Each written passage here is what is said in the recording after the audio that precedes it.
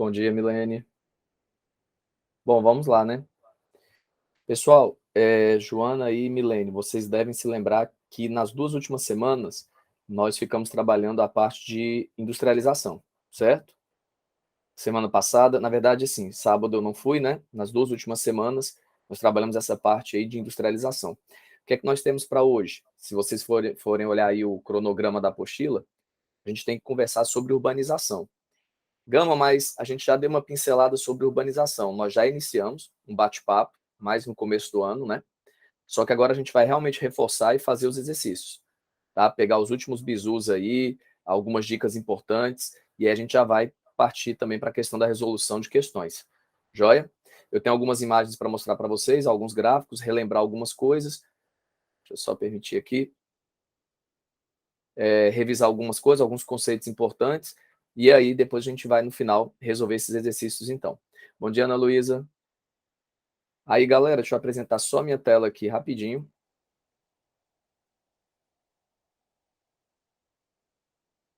Lembrando aí a vocês, ó, tá aparecendo aí na tela, tá? Que urbanização tá entre aqueles 5 assuntos que o Enem mais cobra. Então, só para dizer para vocês o seguinte, por que vale tanto a pena a gente passar 2, 3 semanas batendo um papo só sobre isso? Porque é um dos temas que mais cai. E outra coisa também, eu acho que falar de urbanização, pessoal, dá muita margem para que gere um repertório sociocultural até para a redação de vocês. Porque, por exemplo, quando a gente fala em urbanização, a gente vai tocar aqui na questão da violência urbana, na questão da desigualdade social, nessa questão também da chamada influência das cidades globais. Isso tudo pode ser tema de redação, gentrificação, certo? A questão do lixo. Então, são temas ou subtemas dentro de urbanização que podem estar até na redação de vocês. Joia? Então, aqui nós temos alguns conceitos ou alguns subtemas que a gente vai trabalhar na aula de hoje. Conceito de urbanização, aí fala de urbanização mundial, urbanização depois brasileira, o favelização, o que é uma rede urbana, hierarquia urbana, conurbação, cidades globais, região metropolitana e por aí vai. Bom, o que eu acho de cara o mais importante aqui? Olha, vocês vão enxergar bem aqui, eu vou marcar aí para vocês. Como é que a gente pode definir cidade? São 2 critérios, moçada. Ou um critério de quantidade de habitantes, ou o chamado critério aí político-administrativo. Qual é o que o Brasil usa? Acho que é isso que é importante, tá? O Brasil, diferente de vários países da Europa, a gente não usa esse critério aqui, ó, da quantidade de habitantes. A gente usa o de baixo, o critério político-administrativo. Gama, eu não entendi a diferença. Então vamos lá. No Brasil, não importa a quantidade de habitantes. Você pode ter cidade com 1.000 habitantes, tá?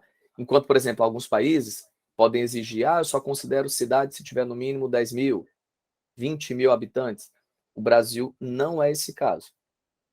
Então, na prova, qual é o critério que o Brasil utiliza para definir cidade? Critério político, administrativo. Basta que seja a sede de um município. Ok? Lembrando a vocês que eu já disse que município é diferente de cidade, lembram? Eu disse para vocês que município é a área territorial toda. A cidade é aquela área urbana. Então, inclusive, eu falei para vocês, quem estava acompanhando deve se lembrar que eu disse assim, gente, o município de Caucaia é maior do que o município de Fortaleza. Agora, a cidade de Fortaleza é a maior cidade cearense. Então, lógico que é bem maior do que a cidade de Caucaia. Aí eu até falei para vocês, qual é o maior município do Ceará? Santa Quitéria. Lembram disso? Então, não posso confundir município com cidade. Então, o que é cidade no Brasil? Toda sede de município. Gama, como é que eu vou saber quem é a sede do município? É bem fácil. É a que tiver o mesmo nome do município. Então, vou te dar um exemplo. Você tem ali o município de Caucaia. Você tem a cidade de Caucaia. Gama, e o Icaraí? O Icaraí não é cidade. Porque você não pode ter 2 cidades por município. Isso não existe no Brasil. É uma cidade para um município. Ok? Ah, Gami, e o Cumbuco? Não é cidade, porque a cidade é a sede ali do município, que é Caucaia. Beleza? Gente, qualquer coisa vocês podem ir colocando no chat, viu? Podem colocar aí que eu vou vendo aqui. Se quiser ligar o microfone, perguntar, aproveita que nesse formato aqui dá para vocês tirarem muita dúvida aí e pode perguntar à vontade. Tranquilo? Entendi dessa primeira parte aí? Joana, Ana Luísa, Milene. Ok? Aí vamos lá. Eu tenho aqui outra coisinha para mostrar para vocês agora. Ó. Qual é? Eu acho importante vocês prestarem atenção nisso aqui. Ó. Essa parte aqui é importante. Ó. Atualmente, mais da metade da população mundial já vive em cidades. Então, estou lá no Enem, ele pergunta, o mundo atual já é um mundo urbano, de maioria urbana? A gente vai dizer que sim. Agora, se ele perguntar assim, mas o mundo ter se tornado urbano é algo antigo ou é algo extremamente recente? Aí você vai colocar extremamente recente. Tem praticamente, gente, não tem nem 15 anos que a maior parte da humanidade se tornou urbana, certo?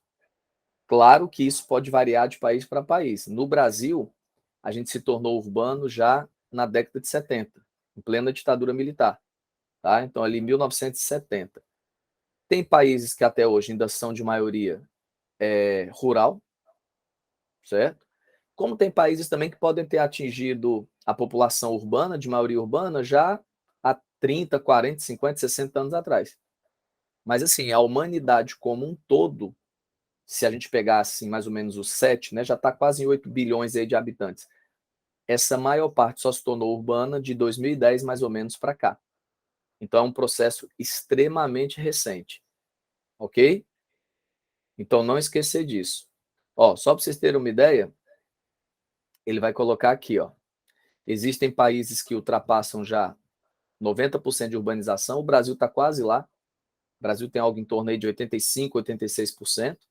Agora, você tem países que realmente, ó, já estão chegando bem perto disso e eu não sei por quê. Ah, não, tá aqui, ó. Tem países até que tem 100% da população, ó, considerado urbano como Singapura. Aí outros você vai pegar, por exemplo, a Bélgica, ó, já é 97%, tá? Hong Kong, ó, que não é um país, né, uma região ali chinesa, 96%. Agora, olha que coisa interessante. Esse do Brasil aqui está 81, mas porque aqui é 2000, tá? Então esse aqui já está ultrapassado, já está beirando aí os 86% mais ou menos. Uma coisa que eu acho importante aqui para a gente, moçada, muito importante, é que a gente tem países que são subdesenvolvidos, ó, nessa tabela. Estão vendo aqui? Que eles chegam a ter taxa de urbanização maiores do que muito país desenvolvido. Então, só para vocês entenderem, vamos pegar aqui, por exemplo, a Itália. Ó, no ano 2000, qual era a taxa de urbanização da Itália? 67%. No mesmo momento, qual é, por exemplo, qual era, né? A da Argentina. Olha aí, moçada. 89%. Qual é o meu medo? É porque tem aluno que fica muito bitolado com a ideia que sempre as maiores taxas de urbanização são dos países desenvolvidos. Isso não é bem verdade. Eu acho que o que vocês podem anotar aí, se vocês quiserem, que é um bizu importante, tá? É colocar assim: todos os países que são considerados desenvolvidos, eles têm maioria de população urbana. Isso é verdade, tá? Agora, alguns desses países, como Portugal, até mesmo a França, ó, 73 aí, Itália, você vai ver que muitas vezes países como Argentina, Uruguai, Brasil, Chile, mesmo sendo ainda países em desenvolvimento, a gente consegue ter uma taxa de urbanização maior do que de alguns países desenvolvidos. Ok? Então, acho que isso é um bizu que ele é importante aí. Se eu fosse vocês, eu anotaria. Tranquilo? Então, qual é a regra de novo? Ó? Todos os países desenvolvidos do mundo são urbanos. Já os em desenvolvimento, muitos são urbanos já, outros ainda são rurais. E colocar que alguns países em desenvolvimento têm taxa de urbanização, mas o Uruguai é mais de 90%, para vocês terem uma ideia. E é um país ainda que não é considerado desenvolvido. Então tem urbanização muito maior do que uma Itália, por exemplo, que é um país desenvolvido. Ou até mesmo do que os Estados Unidos, que é a maior potência do mundo. Certinho? Então, beleza. Vamos lá. Eu tenho um gráfico aqui. Pronto. Eu não sei se está legal aí para vocês, eu vou dar uma aumentada. Olha só, vamos entender aí então. Quanto maior o círculo, significa dizer que você tem, em termos absolutos, né, mais população urbana, em termos absolutos, tá? Por exemplo, vou pegar um país aqui para vocês entenderem. Ó. Vamos pegar o Brasil mesmo. Estão vendo aqui o Brasil? O que ele está colocando? Que 162 milhões de brasileiros aqui, o que equivale a 85% da população brasileira, ó, estavam vivendo aqui em quê, pessoal? Em cidades. Ok?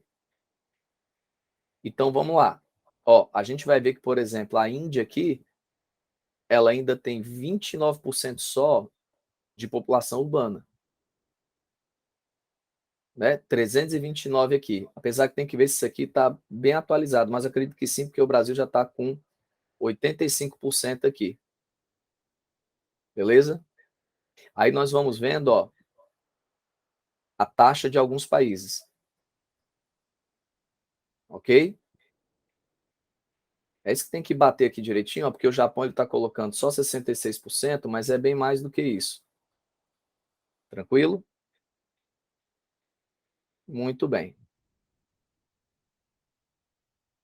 Aqui ele vai colocar, que eu acho que isso aqui já caiu no Enem. Eu acho isso aqui importante também para vocês. Ó. Isso aqui é até foi uma questão antiga do Enem, que ele diz o seguinte, como é que era em 1970 as cidades mais populosas do mundo? Ó? O que eu acho interessante, a maioria era de país desenvolvido. Então, por exemplo, ó, Tóquio, no Japão, primeiro colocado aqui, país desenvolvido, né? Nova York, Estados Unidos, país desenvolvido. Aí vamos pular a China, que ainda é um país em desenvolvimento. Osaka, no Japão, desenvolvido. Aí vamos pular Cidade do México, vamos lá. Londres, Inglaterra, país desenvolvido. Paris, França, país desenvolvido. Los Angeles, Estados Unidos, país desenvolvido. Então vamos contar aqui, ó, gente. 1, Tóquio. 2, Nova York. 3, Osaka. 4, Londres. 5, Paris. 6, Los Angeles. O que o Enem perguntou? Em 1970, as cidades mais populosas do mundo ficavam em que grupo de países? Pelo menos a maior parte. Os países desenvolvidos. Você tinha aqui, ó, 6 de 10. Certo? 6 de 10. Beleza. 2015, aí nessa época era uma projeção para 2015. A questão, certo? A questão ela era antiga, então ela projetava para 2015. 2015, olha só como o negócio muda. Nós só vamos ter aqui de país desenvolvido, entre as maiores aglomerações urbanas do mundo, ó, Tóquio de novo, aí Nova York nos Estados Unidos. Pronto, 2. Então vejam, de 6 localizadas em países aqui desenvolvidos, isso caiu para apenas 2 aqui. E aí o interessante, ó, cidades que não apareciam aqui, mas que estão aqui agora. Por exemplo, a própria Mumbai, na Índia, só que olha interessante o caso da Nigéria. Lagos na Nigéria e Dhaka em Bangladesh. Então, o que é isso aqui, pessoal? Isso aqui são as nossas chamadas, algumas dessas aqui, né? Na verdade, todas essas de 2015, ó, porque elas têm mais de 10 milhões de habitantes. Tranquilo? Então, aqui são as chamadas megacidades. Ó. Gama, só relembrando, o que é uma megacidade? é uma cidade que tem mais de 10 milhões de habitantes. Reforça aquela tese, então, que a maior parte das megacidades do mundo, elas vão se localizar, ó, nos países ainda em desenvolvimento. E algumas dessas cidades, gente, elas são muito pobres e cheias de problemas. Por exemplo, Lagos na Nigéria, é um caos. Dhaka em Bangladesh, é uma cidade pobre, paupérrima mesmo. Tá? Karachi também no Paquistão. Na verdade, assim, ó, Paquistão e Bangladesh são países muito pobres, né? E o que eu acho mais interessante, o Enem a todo momento está falando nisso, que países como Paquistão e Nigéria, a população ela está crescendo muito rápido, tá? Muito rápido mesmo. Tanto é que o Brasil já foi superado, né, pelo Paquistão. O Brasil não é mais o quinto país mais populoso do mundo. Você tem ali o Paquistão, aí vem o Brasil e depois do Brasil a Nigéria. Mas eu não dou alguns anos, a Nigéria vai passar também o Brasil. Tá? Até porque aqui a fecundidade está em queda livre e lá o número de filhos ainda é relativamente elevado. Então reforça um pouco aquela nossa tese, que pode parecer preconceituosa, mas não é. É fato que os países mais ricos, os desenvolvidos, eles já andaram completando a transição demográfica deles, como o Enem cobrou também numa questão recente. E esses países mais pobres, as pessoas ainda têm relativamente um número grande de filhos. Tá? Aquela máxima que serve para o Brasil também. As pessoas que têm renda maior, elas geralmente têm menos filhos, contra aquelas que têm renda menor. Então você vai pensar a mesma coisa para essa galera aqui, ó, para esse grupo de países. Então, ó, Índia, que ainda tem muita miséria e desigualdade. Nigéria, que ainda é um país muito pobre, né, com muita desigualdade. É rico em recursos, tem crescido economicamente, mas ainda é um país muito pobre, né? Bangladesh, que é paupérrimo, Paquistão, então tá aí. Beleza? Então vamos lá.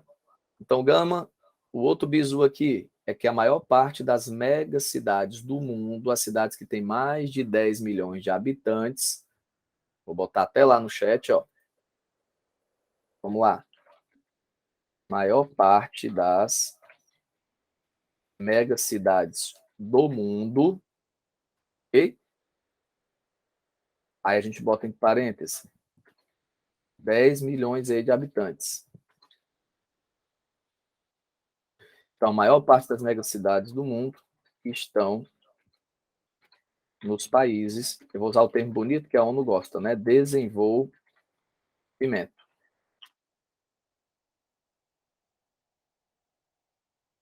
Ok? Outro bizu também que eu tinha colocado para vocês, vamos lá. Todos os países desenvolvidos são de maioria urbana. Outra coisa, moçada, uma curiosidade aí para vocês. A gente tinha conversado, né, que a China tinha liberado os casais para terem 2 filhos, né? Vocês devem ter visto que ano passado ela já liberou até para o terceiro filho, né? Então você vê como é que a China, que é um país que fez controle de natalidade, aquela coisa da teoria neomalthusiana que a gente conversou, né? Fizeram talvez na época que tinha que fazer mesmo, né? Como todo mundo fala, não é que eles erraram porque agora estão incentivando as pessoas a terem filhos e tal, não, é aquela lógica. Naquela década ali que eles fizeram, 70, 80, talvez fosse necessário ali para eles, na visão deles, né? O controle de natalidade. Hoje eles estão enxergando, saiu até uma notícia que pela primeira vez a população da China pode começar a encolher agora. Então eles realmente estão preocupados com essa questão aí e liberar, além do segundo filho, já liberar até o terceiro filho. Ok? Então fica só uma curiosidade aí para vocês. Então, todos os países desenvolvidos são de maioria urbana. Beleza. Vamos colocar aqui que no Brasil a taxa de urbanização, claro que o último censo faz tempo, né? Então, o Brasil taxa de urbanização é de 85% aproximadamente, ó.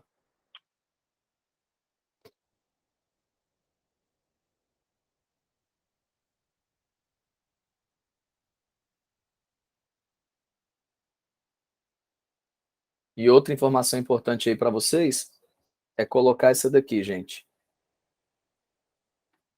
Que a urbanização da humanidade é um fenômeno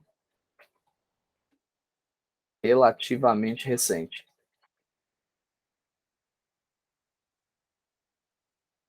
Tá tudo aí no chat, tá? E eu ainda acrescentaria aí mais uma coisa, ó, para vocês. É colocar que mega cidade é diferente, tá, pessoal? Mega cidade é diferente de cidade global.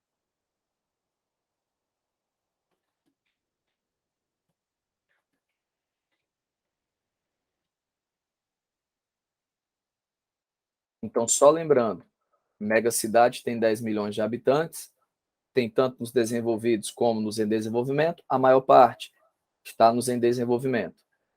Cidade global são aquelas cidades que controlam a economia mundial. Aí ele pode perguntar: tem nos dois grupos de países? Tem, nos desenvolvidos e nos em desenvolvimento. Ah, mas a maior parte está onde? Nesse caso das cidades globais, nos países desenvolvidos. Então não esqueça desse bizu, certo? Vou colocar aí, ó. A maior parte, então, vou anotar, ó. A maior parte das cidades globais está, opa, nos países desenvolvidos.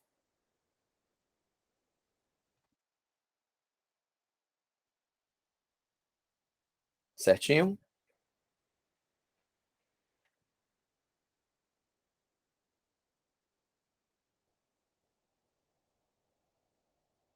Vamos para frente.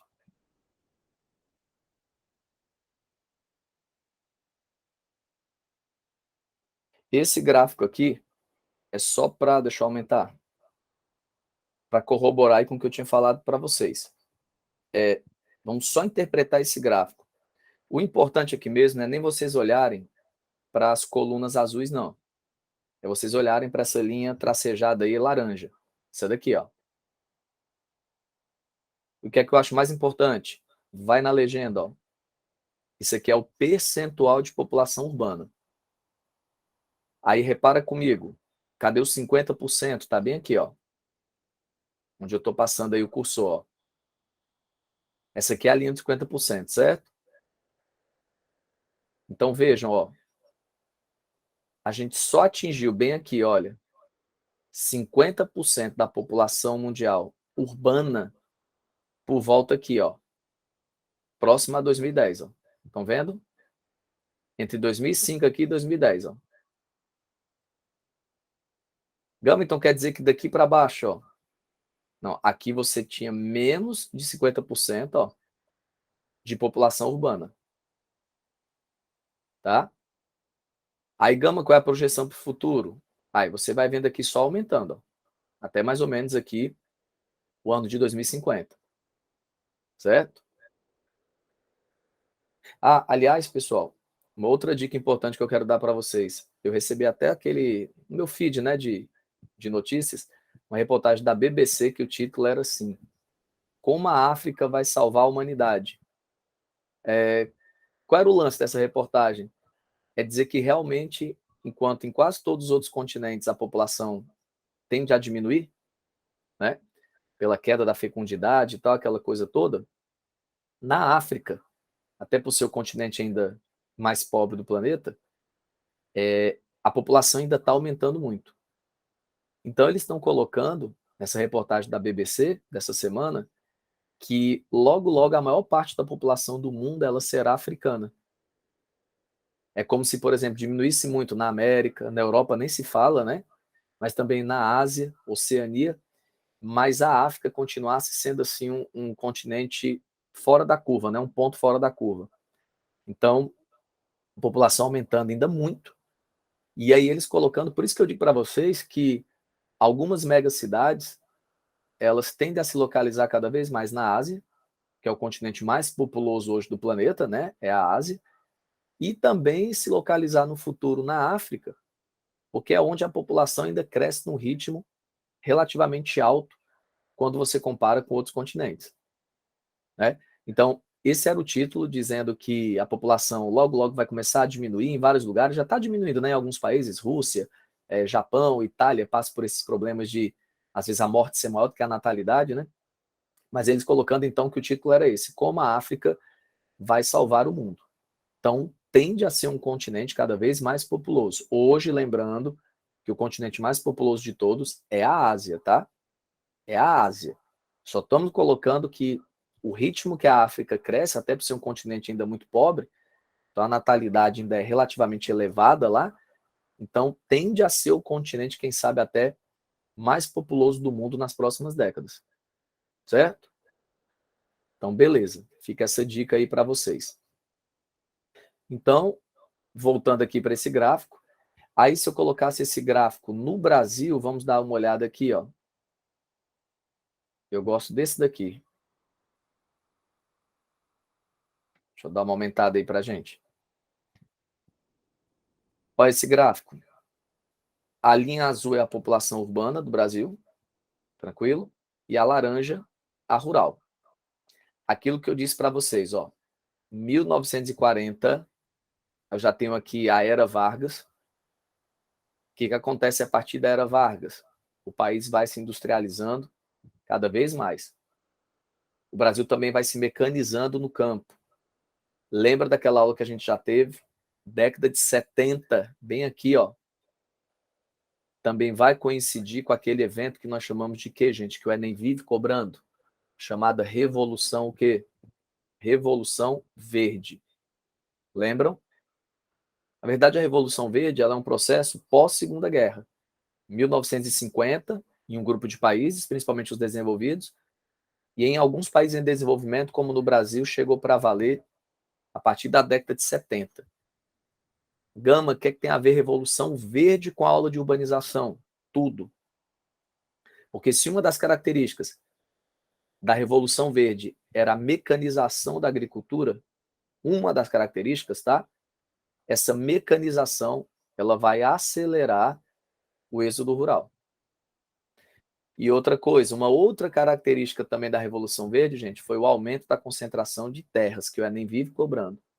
Então, ó, concentração de terras mais mecanização com a Revolução Verde, isso aumentou o êxodo rural no Brasil, o que potencializou esse processo de urbanização.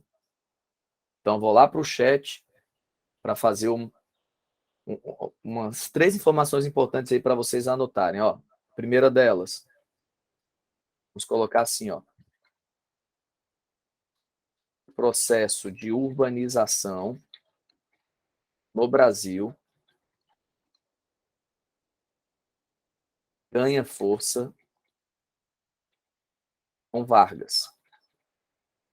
É bom a gente colocar a época aqui, 1930 1940, tá? Eu vou usar em 1940 como está no gráfico. Então tá aí no chat. Outra informação importante para a gente, para não confundir.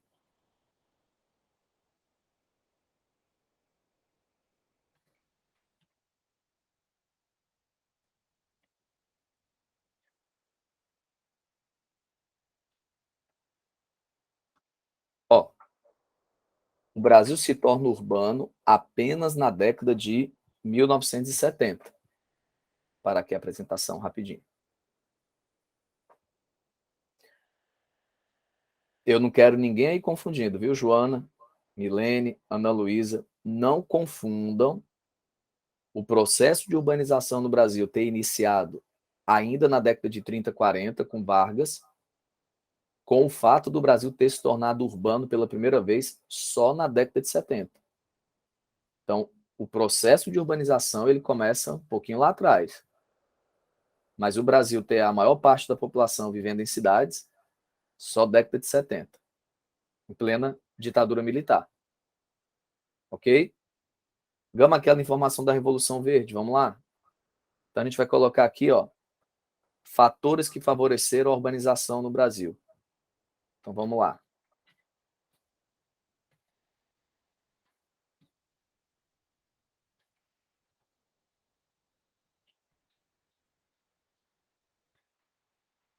Olha aí, fatores que levaram à urbanização do Brasil. 1, industrialização. E 2, a gente vai colocar que a Revolução Verde, ó,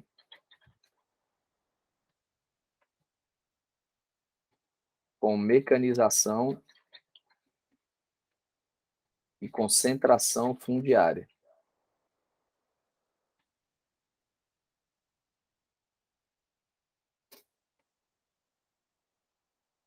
Ok?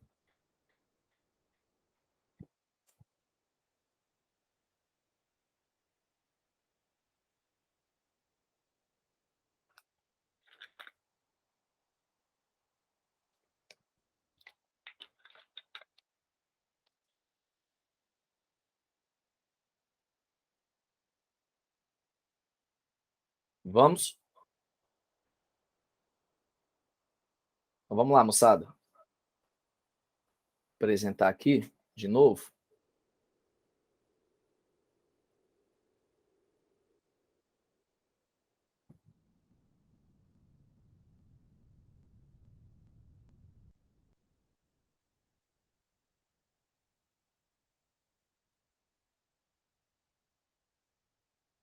Então, perfeito aí, né? O gráfico. Vamos lá. Agora tem uma coisinha que eu quero conversar com vocês, que a gente não falou naquela aula. A gente vai tocar aí na questão de alguns problemas urbanos, né? Muito bem. Um desses problemas urbanos é a questão do lixo. Ok? Então, beleza. Nós temos essa problemática aqui dos resíduos sólidos. Como eu disse para você, gente, às vezes não é nem legal usar o termo lixo, né? Se você está numa redação, é legal você colocar lá resíduos sólidos, né? Fica mais, até mais bonito, né? Mas demonstra um termo mais técnico, né? Por exemplo, ninguém fala Política Nacional do Lixo. O nome correto é Política Nacional dos Resíduos Sólidos, né? Então, habituar a chamar lixo aí de resíduo sólido. Bom, a gente sabe que isso aqui é um problema mundial, essa questão do lixo, principalmente em grandes cidades, né? E aí o Enem gosta que você, além de identificar o problema, você apresente também algumas soluções, né? Possíveis para esse problema. Eu vou usar aqui, inclusive, de novo o nosso chat, ó. Que soluções seriam essas? Gente, a primeira coisa é vocês entenderem o seguinte, que lixo não é tudo igual, tá? Você tem tipos de lixos.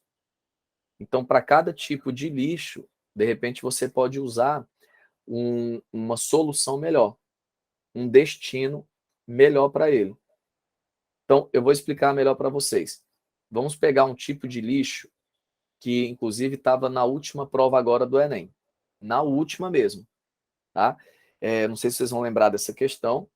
Era uma questão que eu acho que relacionava algum país desenvolvido e Gana, na África, e que esse país desenvolvido mandava lixo eletrônico para esse país africano, que eu acho que era Gana ou era Guiné, eu não lembro bem, disfarçado de como se fosse assim, aquelas velhas e boas doações, né, de tecnologia e tal, aquela coisa toda. E isso acontece muito, né? Alguns países ricos querem descartar lixo eletrônico, aí manda esse lixo eletrônico, rebola, né, como diz aqui no Ceará, para alguns desses países aí da África, da Ásia e tal. É o tal do e-waste, né, que a gente chama, o lixo eletrônico. Então vamos colocar aí no chat. Vou fazer com esse lixo eletrônico. E é um lixo que, vamos combinar, galera, tende a crescer, né? À medida que a sociedade de hoje consome cada vez mais computador, smartphone, fone, tablet, E aí por aí vai. Então, o que eu vou fazer com o lixo eletrônico? Aí eu vou colocar aí no chat, ó. A gente vai fazer a logística reversa. Então vamos lá. Tá vendo como é diferente, ó? Você não pode propor, por exemplo, o lixo eletrônico, falar assim, vamos colocar ele no aterro. Até pode acontecer, mas é legal você até numa redação, por exemplo, mostrar que conhece, falar assim, olha, o lixo eletrônico, de repente, é melhor fazer com ele aí uma logística reversa. Gama, explica o que é a logística reversa. Explico já já. Vamos anotar primeiro, ó. Então, lixo eletrônico, logística reversa. Vamos pegar o tipo de lixo agora, ó. Pensar aqui em lixo orgânico.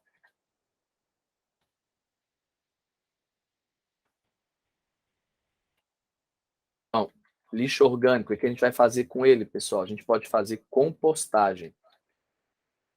A área do Enem também, levar para uma usina de compostagem. Explico já já. Aí vamos lá. Se eu pegar, por exemplo, um lixo aqui, hospitalar, aí eu sei que todo mundo aí sabe, né? Geralmente o que a gente vai fazer com lixo hospitalar? A gente pode incinerar.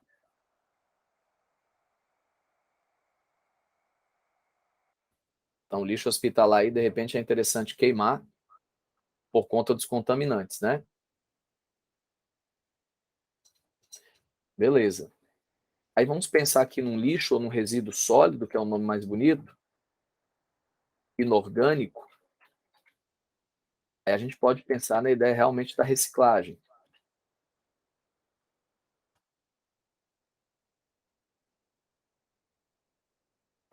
Então, dá uma olhada aí, pessoal. Você tem lixos diferentes, então você pode ter tratamentos diferentes. Gama, o que é a logística reversa mesmo? A compostagem eu já entendi. Compostagem é pegar lixo orgânico ou resíduo orgânico e transformar em adubo, certinho? Então, quem quiser anotar aí, você pegar podas de árvores, pegar restos de comida em restaurante, dá para levar para uma usina de compostagem, que é converter aquilo ali, transformar aquilo ali em adubo. Show de bola. Lixo hospitalar não precisa explicar, né? Incinerar é queimar, vocês já sabem disso. Reciclagem também vocês já sabem o que é. Gama explica melhor aí só a logística reversa. Pronto, o que é isso? A logística reversa, gente, é aquela que coloca, por exemplo, no fabricante a responsabilidade dele de dar um destino adequado ao produto que ele fez, e não na gente. Então, por exemplo, nós compramos um celular, um smartphone, não queremos mais, está quebrado, não funciona, ou a gente quer trocar, o ideal é que você devolva, se for o caso, para o fabricante, pode ser na loja que você comprou, e aí a loja entra em contato com o fabricante, com a Samsung, seja lá quem for, a LG, e aí eles recolhem aquele material e eles vão dar um destino mais adequado para esse lixo eletrônico. Eventualmente, eles podem até reciclar peças ali, componentes, algum tipo de material. Ok? Então, é um lixo que ele é perigoso, né? Essa questão aí tem muito contaminante também nesse lixo eletrônico. E aí o ideal é isso mesmo, né? Você tem as baterias dos celulares, você tem a questão de pilha, essas coisas. O ideal é que isso aí fosse devolvido ali para os fabricantes. Certinho? Quem sabe não pode ser um tema de redação, moçada. Tudo é possível. Né? A questão dos resíduos sólidos na cidade, sei lá, problema que isso pode gerar. Então, aí eu já estou dando algumas opções para vocês. E outra coisa também é nunca esquecer de, numa redação, quem sabe você usar aqueles 5 R's, né? Fazer assim, né? Então, eu não lembro o que, é que são os 5 R's. Eu sempre gosto de apresentar aqui.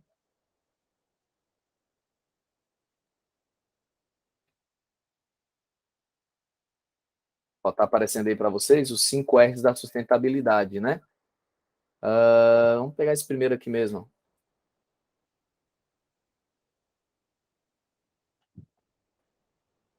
Então, a questão do lixo também, gente, dos resíduos sólidos, eu acho que é sempre massa também numa redação você usar o princípio dos 5 R's. Então, vamos lá. Ó, primeiro, reciclar, né? Que a gente já conhece. Ou a ideia também de reutilizar, certo? A ideia de reduzir mesmo, porque a gente está falando aqui sempre numa questão de como lidar com o lixo, né? Os resíduos sólidos. Mas por que a gente não começa também numa redação, sei lá, começar não, digo lá no final, né, na proposta de intervenção, dizendo assim, a gente se preocupa muito em como tratar o lixo, mas a gente deve começar a se preocupar também em como não produzir o lixo. Estão entendendo? É uma ideia também assim de a gente só quer remediar, né? Mas não quer prevenir. Então hoje cada vez mais os ambientalistas falam, olha, a gente só quer resolver o problema no final, mas vamos tentar não gerar tanto esse problema. Então também a ideia de recusar. Ó, quando você recusa, você já está reduzindo. Essa é a verdade. Então quando você recusou ali um canudinho de plástico, tudo bem que hoje tem material biodegradável e tal, canudinho de papel, metal, não, beleza, né? A lei já está valendo aí em Fortaleza, aquela história dos canudos tradicionais de plástico, né? Não sei se já está valendo, mas os restaurantes já foram se adaptando, né? Então, quando você recusa aquilo ali, você já está mesmo pensando na ideia de reduzir. Quando você repensa, você já vai atrás de recusar algumas coisas, aí já vai reduzindo. Quando você repensa, você já vai atrás de reutilizar. Então, tem sempre aí essa história de você usar os 5 R's, que é uma coisa bem coringa mesmo, para uma redação, certo? Outra coisa, eu gosto dessa ideia, deixa eu pegar aqui uma imagem, isso aqui, ó. Acho que essa daqui é uma boa para a gente, ó. Vocês estão vendo as setas? Vocês estão vendo que parece um círculo? Então, isso aqui é o que a gente vai chamar também, que é um conceito que a Unicristo está cobrando muito isso, né? Mas estou vendo a hora do Enem também cobrar, é aquilo que a gente chama de economia circular, certo? O que é economia circular? Ó? Você vai vendo que os produtos eles vão sendo reutilizados, reciclados. Então, meio que eu não preciso pegar tanto recursos de novo na natureza. Eu já uso os recursos que já estão aqui dentro desse sistema. Estão entendendo? Então, o nome disso vai ser uma economia circular, que é exatamente aquilo que, se colocar na prova, vai ser entendido como algo benéfico para a sociedade. Ok? Então, fica a dica aí também para vocês. Bom, usando aqui de novo agora o chat, tem outra coisa que eu acho que os alunos erram muito em prova. O que é? Quando a gente pergunta qual é o melhor tipo de aterro, né? Então vamos lá, lixão é triste, né? É o pior que tem.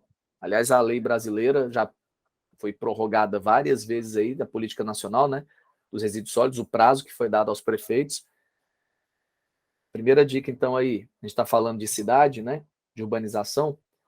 Lixo, pessoal, é atribuição de prefeito e prefeita. É municipal. Eu sei que pode parecer uma besteira, mas só para você, às vezes, na redação, não ficar colocando a culpa no governo federal, no governo estadual, da problemática do lixo. Né? É como eu falo, essa questão lixo é uma questão municipal. Beleza? Então, o prefeito ou a prefeita que tem que dar conta dos seus resíduos sólidos. Claro, junto com a população e tal ali, a sociedade. Certinho? Bom, vamos lá. Uma outra dica. Então, se lixão é péssimo, sobra o que para a gente, Gama? Aí eu vou anotar aí agora. Sobra o aterro controlado e o aterro sanitário. Gente, se eu perguntasse para vocês qual dos dois é o melhor, o que é que vocês responderiam? Bora, Joana, Milene, Ana Luísa. Vamos colocar aqui no chat para mim. Você tem aterro controlado e o sanitário. Pronto, Joana colocou aí o controlado. E aí, Milene, Ana Luísa. E aí, Joana, é por isso que eu faço questão de explicar essa diferença do aterro controlado e do aterro sanitário. É a coisa mais normal do mundo os alunos fazerem o que você fez agora, de colocar o controlado como melhor. 99% dos alunos acreditam que o controlado é melhor do que o sanitário. E não é. Só que é como eu estava dizendo, o nome é muito forte. Se você chegasse para mim também, eu não soubesse, falasse assim, Gama, quem é melhor? Um aterro controlado ou um aterro sanitário? Ora, eu não ia pensar nem duas vezes. Como eu ia colocar que o melhor é o controlado também. Certo? Mas numa escala, ô Joana, é assim, ó, o lixão é o pior de todos. Aí o aterro controlado, ele é tipo assim, um intermediário, ele é bom, mas o aterro sanitário, ele é o melhor dos três. E eu vou já lhe mostrar por quê, tá? Então, vou colocar aqui no chat o seguinte, que o aterro sanitário é melhor que o controlado. Aí vou dar até o motivo aqui, só que eu vou mostrar uma foto que vai ser melhor para você visualizar. Mas é porque no aterro sanitário tem a coleta e tratamento do chorume. Então tá aí no chat, ó.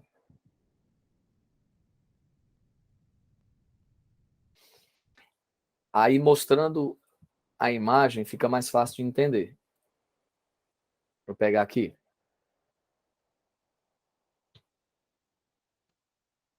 Aterro sanitário e controlado, ó. Deixa eu ver que é a melhor imagem pra gente, Joana. Esse aqui primeiro aqui, ó.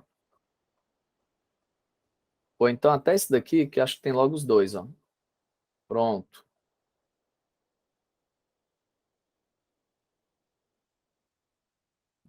Vê se você consegue visualizar aí, Joana.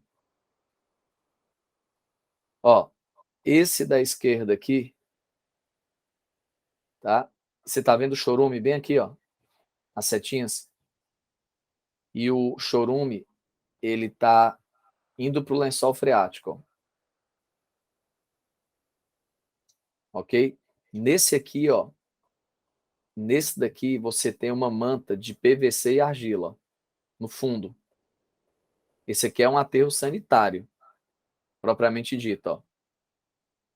Ele tem uma manta impermeabilizante no fundo.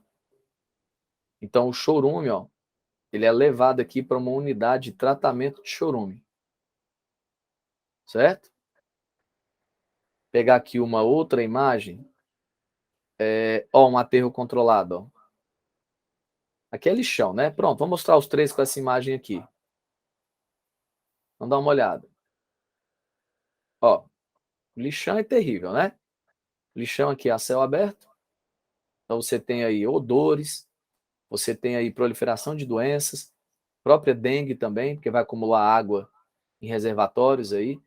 Olha o chorume penetrando aqui no subsolo e indo para o lençol freático. Então isso aqui é o terrível, né? É o que, inclusive, com o tempo ele vai ser proibido no Brasil. Aí vamos pegar aqui agora, ó, um aterro que ele é controlado, ó.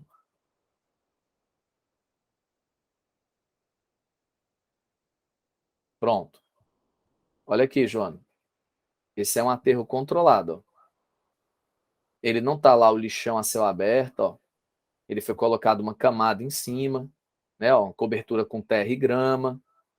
Aí já diminui o odor, diminui o risco também de algumas doenças. Você tem a captação e queima do gás metano, só que tem um problema, ó. Parte do chorume desce e vem bater no lençol freático. Aí agora vamos pegar o melhor de todos, ó. Pronto, esse aqui é o melhor de todos, ó. Ó, não há urubus, nem outros animais, nem mau cheiro, não há contaminação do lençol freático. Isso aqui seria um aterro sanitário. com essa manta de PVC e argila. Beleza? Então, nunca mais a gente vai dizer assim, o aterro controlado é o melhor. O melhor de todos é o aterro sanitário. Ele é mais completinho. Então, o lixão é a céu aberto péssimo, o aterro controlado tem uma cobertura, capta o gás também ali metano, mas o chorume, ele muitas vezes não é tratado, né? Parte dele. O aterro sanitário, eu consigo até controlar essa questão do chorume. Certinho? Deu para entender, Joana? É bem fácil, né? Na verdade, é bem fácil mesmo.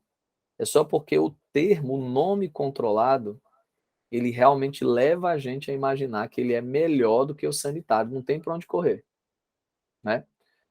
Beleza, né, Milene? Pronto. Então vamos lá. Então até para redação. Redação, de repente, você pode colocar tudo aquilo que a gente já usou, logística reversa, reciclagem, os 5 R's, repensar, reutilizar, né, e tal. Reduzir, compostagem para lixo orgânico, incineração para lixo hospitalar, né? E por aí vai. E, claro, se possível, usar um aterro controlado, que é melhor do que o lixão. Mas, se possível mesmo, tiver grana e tal, um aterro sanitário. Então, pronto. Lixo aí já foi. Vamos que vamos. Eu quero pegar um problema agora, que é esse daqui, ó, da violência urbana, porque a gente sabe que, vez ou outra, pode ser tema de redação, tá? E aí o que eu quero aqui é dar alguns dados para vocês, que vocês possam usar até, sei lá, né, na produção textual de vocês, né? Por exemplo, essa primeira aqui, ela é importantíssima para a gente, ó. Tem muita gente que acredita de pé junto mesmo que pobreza ou desigualdade social é a principal causa da violência, ó, né? Então, por exemplo, ele até coloca aqui, ó, há uma confusão ideológica que destaca a pobreza como a principal causa da violência urbana. Então, se isso fosse correto, cidades como São Paulo e Rio de Janeiro teriam índices menores de violência que Maceió ou Natal. O que gera a violência urbana é a desigualdade social, aqui ele vem colocando, né? Aí aqui eu queria fazer agora um parênteses com vocês. Qual é o grande erro dos alunos?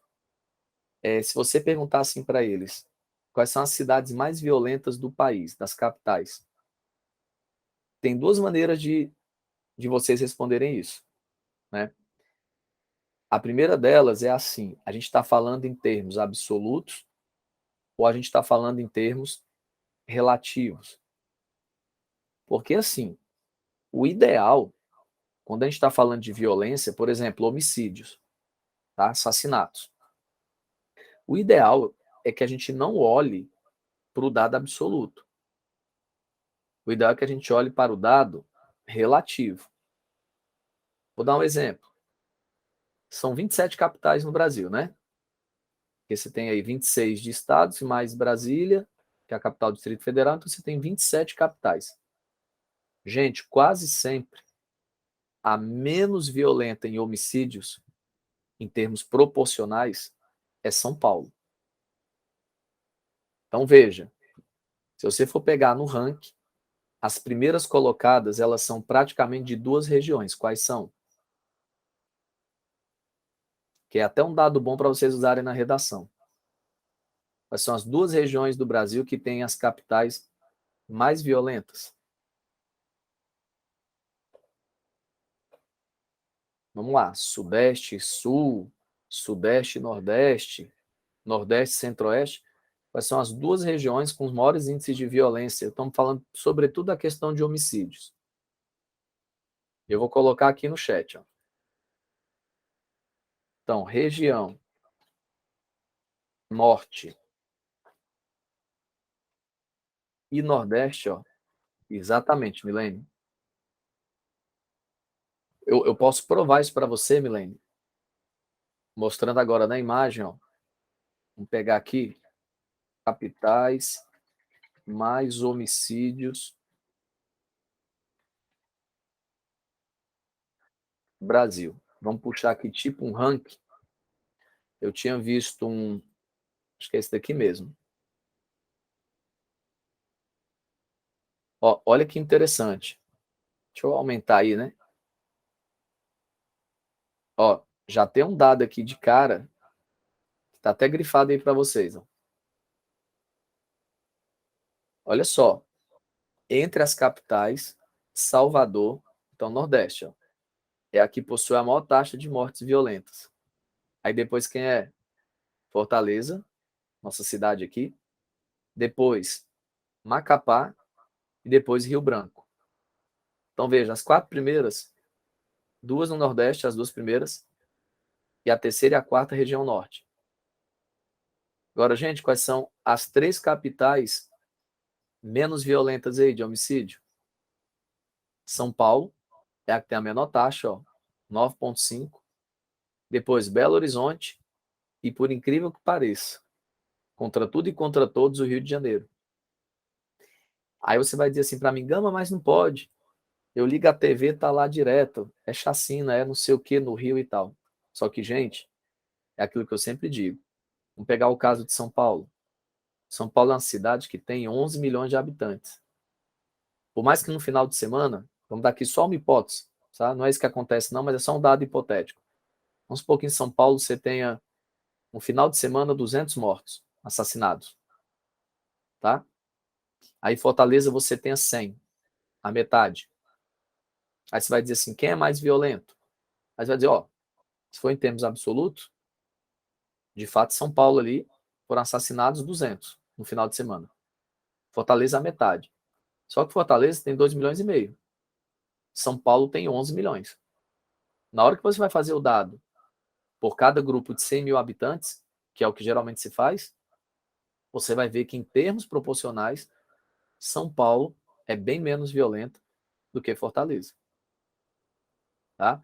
Então, só para você não usar um dado assim na redação, muito fora da realidade, e achar que as cidades mais violentas são sempre ali São Paulo, Rio de Janeiro, tem que ter um certo cuidado e tem que ver como é que isso está sendo colocado na prova.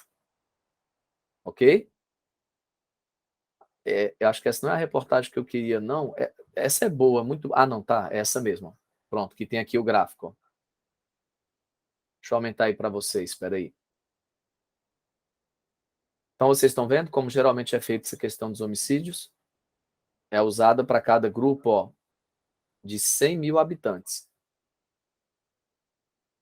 Gente, vamos lá. Primeira, Salvador, Fortaleza, Macapá, Rio Branco, Aracaju, Maceió, Manaus, Teresina, Palmas, Recife, Boa Vista, João Pessoa, Natal e São Luís. Gente, 1, 2, 3, 4, 5, 6, 7, 8, 9, 10, 11, 12, 13, 14. As 14 primeiras. Deixa eu até baixar aqui para ver as outras também, ó. Não, as 15 primeiras, ó. Que ainda vai pegar Porto Velho. As 15 cidades capitais mais violentas, as 15 primeiras, são do Norte e Nordeste. Certo? Em vermelho aqui é a média brasileira, ó, 23,3 homicídios. Isso aqui foi em 2020. Tá? Então, 23 homicídios mais ou menos a cada grupo de 100 mil. Aí quem está acima da média? Goiânia para cima. Quem está abaixo da média brasileira? Vitória, Rio de Janeiro, Porto Alegre, Belém, Curitiba, Campo Grande, Florianópolis, Brasília, Cuiabá, Belo Horizonte. E olha aqui a cidade menos violenta, ó, com menos homicídios proporcionais. São Paulo. Então, vamos lá para o chat, ó.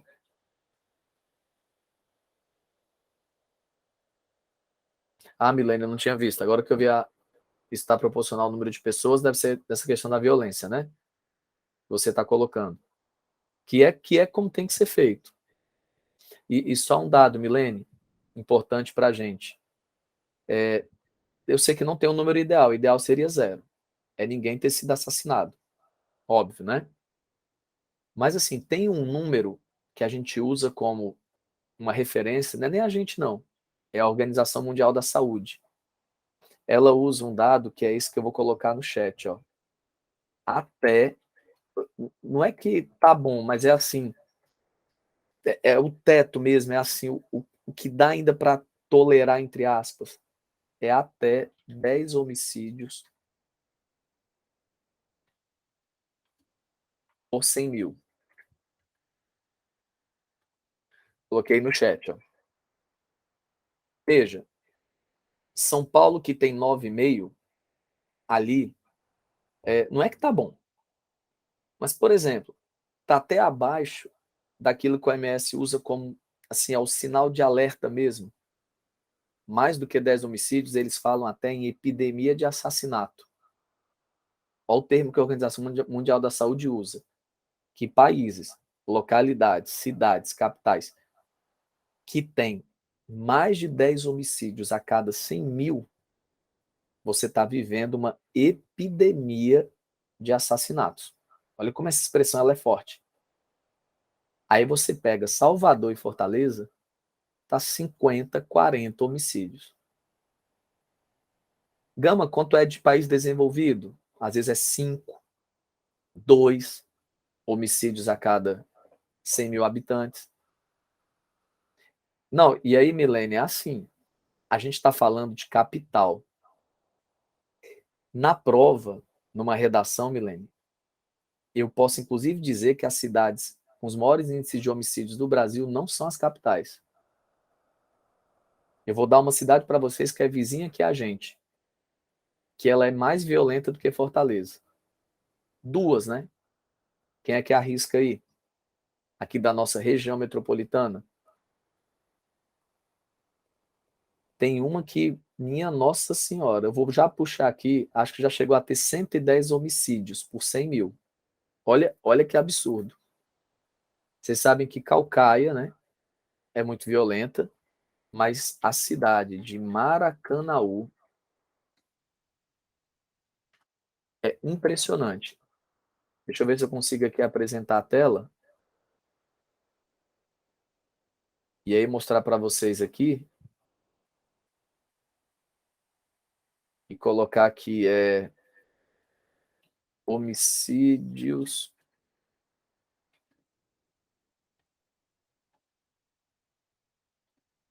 Na verdade, era só ter colocado taxa de homicídio em Maracanaú, né? Ó, essa notícia aqui, ela foi de 2019.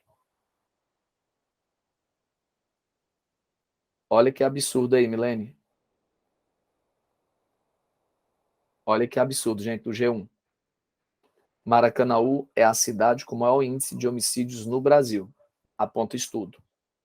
Olha isso aqui. 145,7 homicídios para cada 100 mil habitantes em 2017. Nessa época aí, Fortaleza estava como a capital mais violenta. Em 2020 caiu para segundo. Né? Salvador ali, mas está sempre. Fortaleza está sempre, gente, nas primeiras posições aí em ranking de violência de homicídios.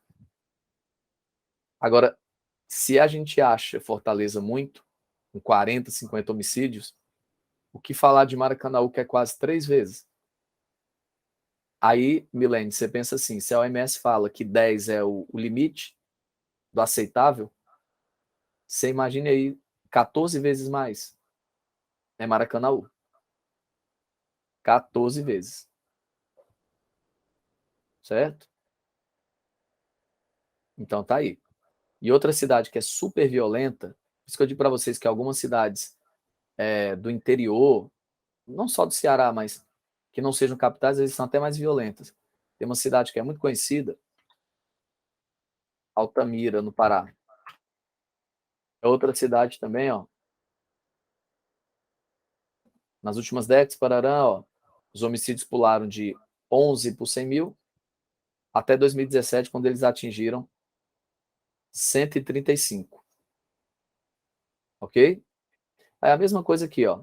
Briga de grupos, crescimento urbano desordenado. Alguns colocam essa questão da forte desigualdade, da falta ali do Estado, né? É toda uma questão. A violência, ela é uma questão complexa. Eu também acho complicado a gente ficar todo tempo dizendo assim: "Ah, é a pobreza e tal, não sei o quê". Aí o Leandro Carnal, vocês conhecem, né? O Leandro Carnal. Tem um videozinho dele curtindo no YouTube, 5 minutinhos, que ele tenta ver um pouco essa questão da violência, e ele usa uns dados que são interessantes, que ele diz assim: "Mas a Índia é um país que em muitos lugares é mais pobre do que no Brasil. Mas por que que os índices de violência lá não chegam a ser tão elevados e tal?". Aí ele faz a gente pensar, né. Outra coisa, ele diz assim: "Em alguns lugares do Brasil, a pobreza foi combatida, a desigualdade diminuiu, mas a violência fez foi aumentar". Então ele dizendo que é muito complicado você conseguir realmente dizer assim: "Não, a violência é por conta disso". Claro que a gente sabe que nunca é um fator só, a gente sabe que é uma conjuntura. O Leandro Carnal, né, é um vídeo aqui, se eu for aqui no YouTube, deixa eu pegar aqui, ó, acho que eu consigo até passar para vocês agora, só são 5 minutinhos, que faz a gente, deixa eu pegar aqui, violência, espera aí, é aquele professor da Unicamp, né.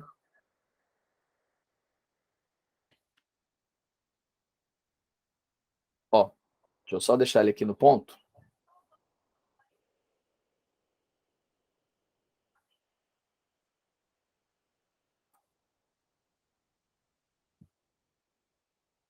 Na verdade é um vídeo só de 2 minutos, ó, certo? Deixa eu ver se eu consigo passar aqui para vocês. Vai depender mais da internet de vocês aí, mas deixa eu ver aqui uma guia, eu quero só que alguém me diga se vai dar certo.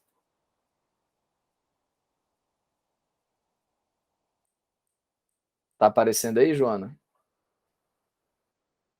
Soltar aqui o vídeo.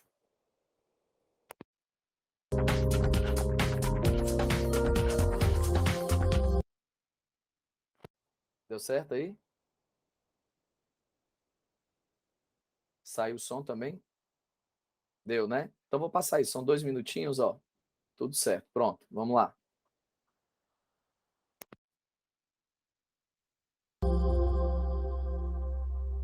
O que causa a violência? Estamos vivendo no Brasil níveis muito altos de violência urbana, temos um nível muito alto de assaltos, de homicídios e de violências de toda espécie. Para muitas pessoas, isso é causado pela desigualdade social. A existência de um grupo rico muito pequeno e uma massa de pessoas pobres seria a origem dessa violência. Para outros não se trata disso, porque nós temos hoje uma desigualdade menor do que nós tínhamos há 30 anos. E a violência acabou aumentando. Há países como a Índia, onde a pobreza é ainda mais notável do que o Brasil, mas o discurso religioso, a crença em castas, em reencarnações e numa lógica desse sistema, faz da Índia talvez não tão explosiva como a pobreza pareceria indicar. Para alguns é exatamente o fato de que nossa desigualdade diminuiu um pouco nos últimos anos que leva mais gente ao campo da violência. Talvez seja uma característica da própria exposição que a mídia, os meios sociais, as redes provocam. Somos expostos diariamente a muitos, a centenas de casos de violência. A violência tornou-se uma das grandes preocupações que nós temos. Nossas casas se transformaram em bunkers, nossos prédios se transformaram em áreas fortificadas, com muitos e muitos recursos sendo aplicados nessa área. Muitos começaram a se isolar em condomínios num processo de feudalização para tentar evitar a violência, mas ela está aí, ela está presente, ela demanda atenção, ela demanda uma sociedade que precisa discutir nesse momento o extraordinário crescimento da violência. Se nós não fizermos isso, nós podemos sucumbir ao próprio processo da violência. Ou o Brasil enfrenta de forma aberta e clara esse índice, ou ele vai acabar superando a nossa expectativa de futuro. Bom, muito bem. Acho que deu certo aí, né? Não sei se travou e tudo aí para vocês, mas aqui deu certinho. Você vê como é complicado, né? Como é complexa essa questão da violência. E assim, às vezes, não é nem que faltam dados, mas é que é difícil a gente realmente chegar e falar assim, é a desigualdade que gera a violência. Será que isso tem uma comprovação 100%? Porque, como ele disse, em alguns locais, a desigualdade até diminuiu e a violência aumentou. Então, o que está acontecendo? Outra coisa, às vezes, cada país você tem que ver aspecto cultural. É interessante ele citar o caso da Índia, de como a Índia tem muito essa questão da religião, e talvez, quem sabe, a religião lá funciona como algo que freie a violência. Vai saber, né? Como ele fala, em alguns locais da Índia é mais pobre, alguns lugares, do que mesmo no Brasil. E às vezes lá não é tão violento. Eu lembro de uma reportagem há muito tempo atrás, no Fantástico, acho que era a Glória Maria, que ela deixou, tipo assim, duas sandálias, assim, um chinelo, né? Um par de chinelo, na porta de um templo, na Índia. E as pessoas passavam, passavam, passavam, e ninguém pegava. Ninguém pegava, né? E lá ficou, certo? Esse par de sandália lá, de chinelos. Então, é uma coisa que a gente fica assim, então o quê? Política pública? É fato, claro, que o Estado às vezes não está presente. É claro que tem alguns dados que vocês podem usar em redação. Por exemplo, locais que têm menos saneamento básico, gente. Onde? Locais de área de risco. Geralmente esses locais que o Estado não está ali presente, que você não tem bons equipamentos urbanos, bons serviços urbanos, a gente consegue ver sim que nesses locais, tipo alguns bairros de Fortaleza, né, eles acabam sendo mais violentos. Então é ver, porque essa questão da violência ela é sempre uma questão complexa. Beleza?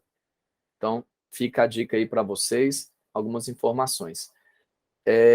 Uma outra coisa, ele falou em bunkers, mas eu lembrei daquela expressão que o Enem usa, que é uma expressão chamada enclaves fortificados. O que seriam esses enclaves fortificados?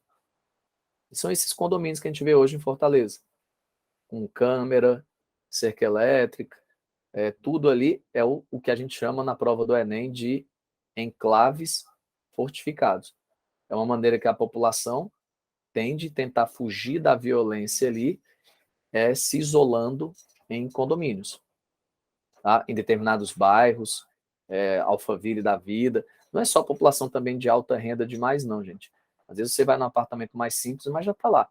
Cerca elétrica já está lá, câmera já está lá. Então, assim, não é uma coisa também, um fenômeno só exclusivo da população de alta renda. Não, você tem uma classe média, você tem uma galera que já, até casas, e você vê que são verdadeiras fortalezas. Aí essa expressão que o Enem gosta de usar, que é de enclave fortificado. Beleza? Bom, por enquanto tranquilo. Vamos fazer aqui. Opa, não estou projetando, não, né? Fazer com vocês aqui agora rapidinho alguns exercícios. Tá aparecendo aí? Prontinho. Vamos lá. Eu quero que vocês me deem a resposta aí dessa questão 11, por favor. Colocando aí no chat, viu?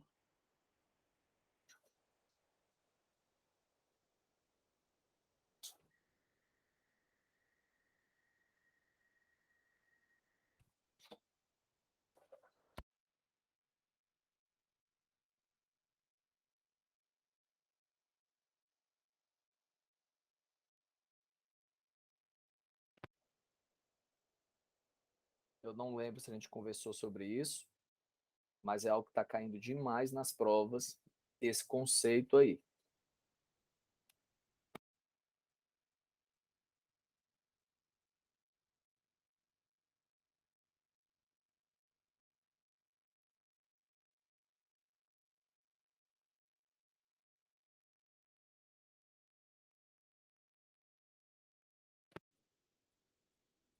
E aí, Milene, Joana, Ana Luísa, o que é que nós marcaríamos aí?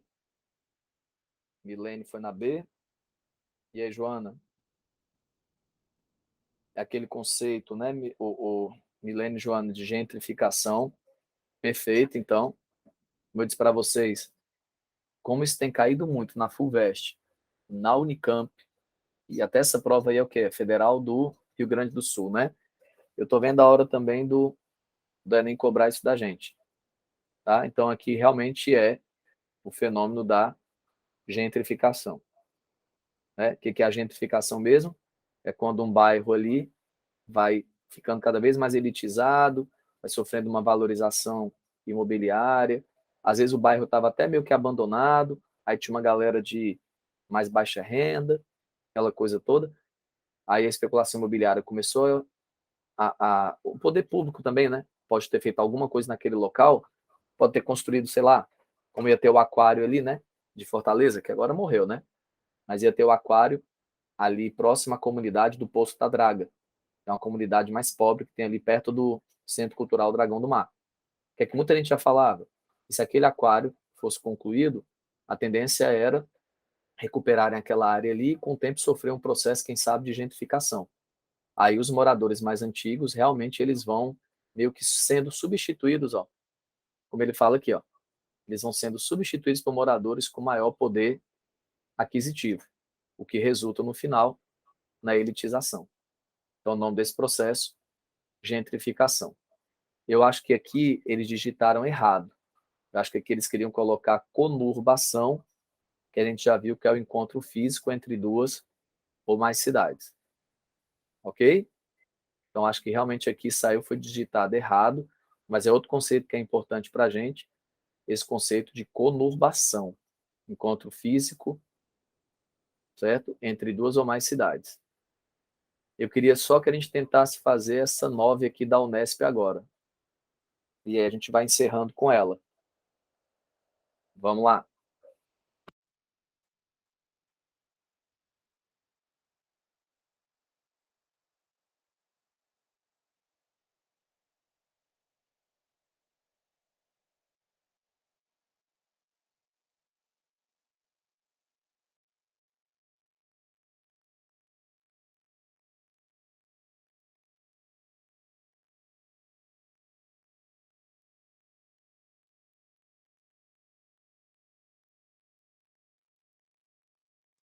Essa é uma questão muito boa, gente, da Unesp aí, de 2021. Milene foi na A. É legal os conceitos que traz para a gente, que são importantíssimos, Milene. E aí, Joana?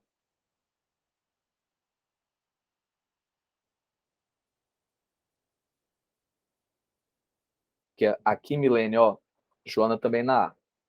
Quais são os conceitos que são importantíssimos para a gente? Terciarização, terceirização, que não é a mesma coisa, viu? Isso aqui são expressões diferentes, ó. As duas existem. Então, existe a palavra terciarização e existe também a terceirização. Outro conceito importante é esse aqui, de terceiro setor, tá? Então, vamos lá. Só clicando aqui, ó. 9, de fato, é a letra A. Agora, independente aí de vocês terem acertado, que é ótimo, vamos só relembrar o que é terciarização, pessoal. É o grande crescimento do setor terciário. O que é o setor terciário? Comércio e serviços. Então, realmente, como a gente mora hoje mais em cidades no mundo, de maneira geral, é claro que vai diminuir, então, a população economicamente ativa no campo, né? No setor primário. E o secundário, como é a indústria, é muito mecanizado, né?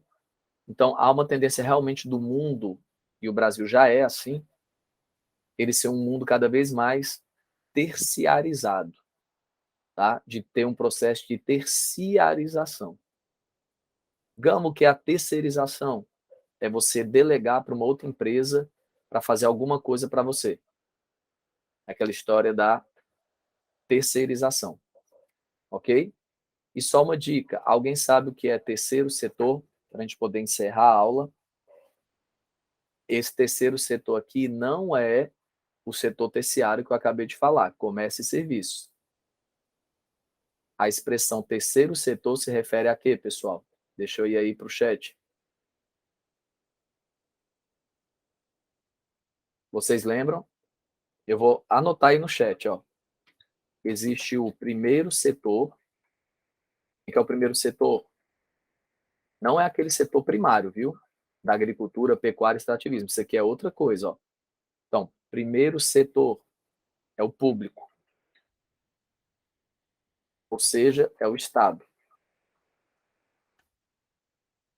Quem é o segundo setor, pessoal?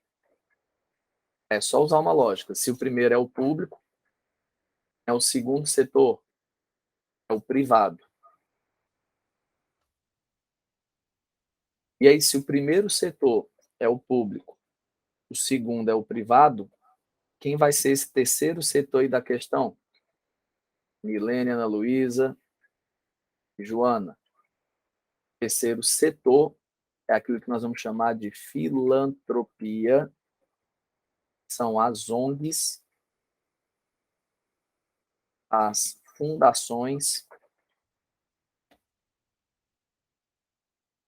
etc. Pronto.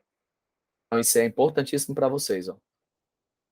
Primeiro setor é o Estado, é a coisa pública, tá? O segundo setor aí, moçada, são as empresas privadas, aquelas que têm fins lucrativos.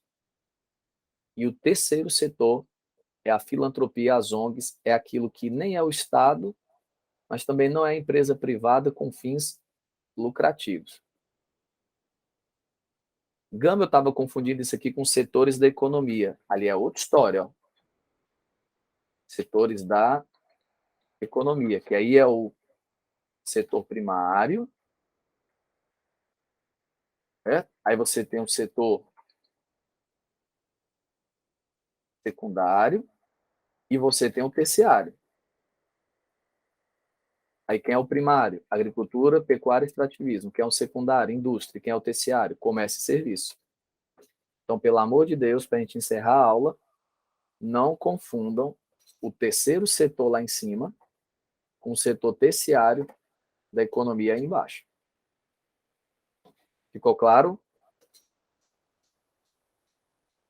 Bom, beleza. Para não confundir isso aí. Então é isso. Moçada, a gente vai ficando por aqui. Agradecer demais aí, Joana, Milene e Ana Luísa. E aí, próximo sábado, acredito que a gente já está de volta lá, né? No presencial. Beleza. Valeu, Milene. É isso. Lembrando, viu, Milene, que urbanização é tiro certo na prova do Enem. Gente, tiro certo mesmo, tá? É isso. Então, eu vou ficando por aqui. Bom final de semana para vocês. E aí, acho que sábado a gente já está lá no presencial de novo. Certinho? Valeu, moçada. Abraço aí para vocês.